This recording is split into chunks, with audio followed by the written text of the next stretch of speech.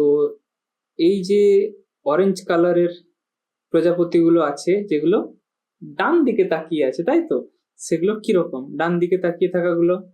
যদি এটা একটা হয়, এটা 1 2 3 তিনটে হলো, তাহলে এই রকম প্রিন্ট যাদের ডানাতে আছে সেরকম 3 হলো, 4 হলো, তাই তো? আর আছে কি? চলো খোঁজার চেষ্টা করি। না, আর নেই, তাই তো? তাহলে আমরা এখানে নিচে কি লিখবো? 4, তাই তো? এখানে লিখবো 4। ইংরেজিতে কেমন হবে? 4, তাই তো? এবারে আমরা কি দেখবো? লাল রঙের কটি আছে, তাই তো? লাল রঙের কটি আছে। লাল রঙের আমরা দেখতে পাচ্ছি কটা? এগুলোকে আগে মুছে দিই, তাহলেই দেখতে পাবো। 1টা 2টো 3টে 4টে, তাই তো? তাহলে আমরা কটা দেখতে পেলাম? এটাও 4টা, মানে 4। ঠিক আছে, এবার দেখি। এবার এইরকম দেখতে কতগুলো আছে? 1টা, আর কি দেখতে পাচ্ছি? হ্যাঁ, 2টো, আর আর দেখা যাচ্ছে না, তাই তো?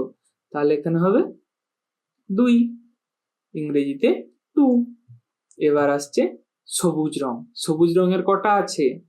1টা 2টো 3টে 4টে 5টা, তাই তো? 5টা আছে। তাহলে আমরা এখানে কি লিখবো? 5 তো লেখাই আছে, ইংরেজিতে লিখবো 5। তাহলে 5 5 হয়ে গেল। এবার আমরা এখানে লঙ্কাগুলোকে গোনার চেষ্টা করব। বলছে এইরকম লঙ্কাগুলো কটা আছে? এইরকম লঙ্কাগুলো কটা আছে? 1 2 3 4 5 6 7 8 9। কটা আছে? 9টা। ইংরেজিতে কেমন হয় 9? এইরকম, তাই তো?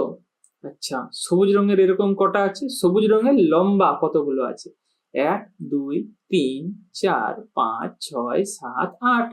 তাহলে কটা? 8টা। এখানে হবে বাংলায় 8, ইংরেজিতে 8 কিরকম? এইরকম, তাই তো? আচ্ছা, এবার আসছে কি? এবারে আধা অরেঞ্জ আধা সবুজ এরকম কতগুলো আছে? এই যে এইরকম গুলো কটা আছে? গোনা যাক, নিজেরাই গুনবো আমরা।